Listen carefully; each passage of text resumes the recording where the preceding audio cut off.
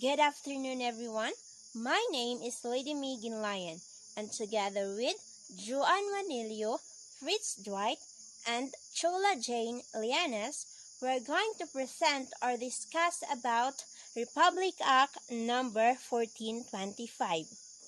Republic Act number 1425, more popularly known as the Rizal Law, was passed in 1956, leaving a colorful narrative of debate and contestation.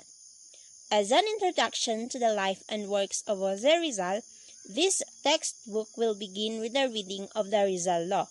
In this chapter, we'll study RE 1425 within its context, look into the major issues and debates surrounding the bill and its passage into law, and reflect on the impact and relevance of legislation across history and present time.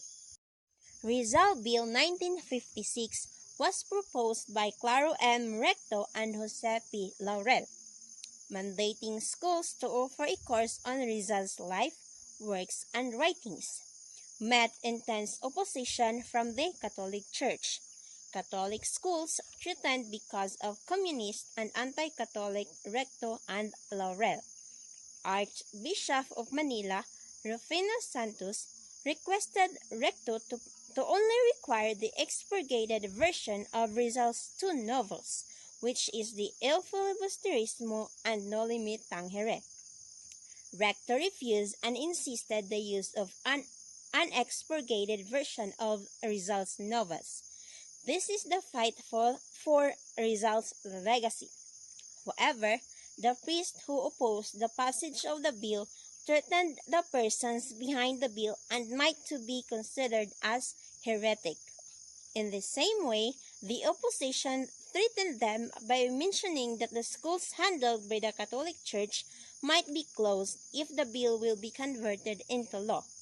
Even so, Recto and Laurel countered the statement by saying that is that were to happen, schools would be nationalized and the government would convert these schools into government-ruled institutions. Understanding the Rizal Law. Senators who opposed the Bill of Republic Act number 1425 are Francisco Soc Rodrigo, Mariano Cuenca, and De Corso Rosales. Groups who opposed the Bill of Republic Act number 1425 are Catholic Action of the Philippines, Congregation of the Mission, Knights of Columbus, Catholic Teachers Guild. Republic Act number 1425 of Rizal Law, an act to include in the curricula of all public and private schools, colleges, and universities courses on the life, works, and writings of Jose Rizal, particularly No Limitangere and El Filibusterismo, authorizing the printing and distribution thereof and for other purposes. Fidel Ramos directed Ched and Dex to fully implement the law through CMO number 247 in 1994. CMO number 3 was issued to enforce strictly the law in 1995. Important points of Republic Act number 1425. Whereas today, more than any other period of our history, there is need for a rededication to the ideals of freedom and nationalism for which our heroes lived and died. Whereas it is meant that in honoring them, particularly the national hero and patriot Jose Rizal, we remember with special fondness and devotion their lives and works that have shaped the national character. Important points of Republic Act 1425. Whereas, the life, works, and writing of Jose Rizal, particularly his novels No Limitang Hire and El Filibusterismo, are a constant and inspiring source of patriotism, with which the minds of the youth, especially during their formative and decisive years in school, should be suffused. Whereas all educational institutions are under the supervision of and subject to regulation by the state, and all schools are enjoined to develop moral character, personal discipline, civic conscience, and to teach the duties of citizenship. Sections from Republic Act 1425. Section 1.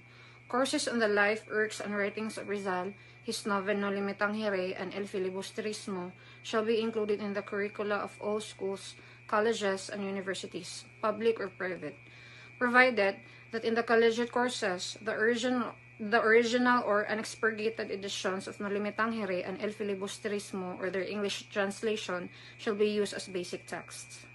Section 2.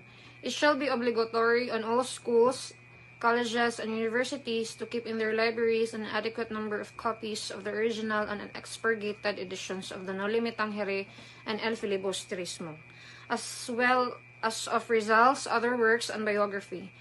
The said unexpurgated editions of the No Limitang Hire and El Filibusterismo or their translations in English as well as other writings of Rizal shall be included in the list of approved books for required reading in all public or private schools, colleges, and universities. Understanding the Rizal Law. Sections from RA 1425. Section 3. The Board of National Education shall cause the translation of No Limitang Hire and El Filibusterismo, as well as other writings of Jose Rizal into English, Tagalog, and principal Philippine dialects. Cause to them to be printed in cheap, popular edition, and cause them to be distributed for free of charge to persons desiring to read them through the Purok organizations and barrios councils through the country. Section 4. Nothing in this act shall be considered as amendment of repealing Section 927 of Administrative Code, prohibiting the discussion of religious doctrines by public schools, teachers, and other persons engaged in any public schools.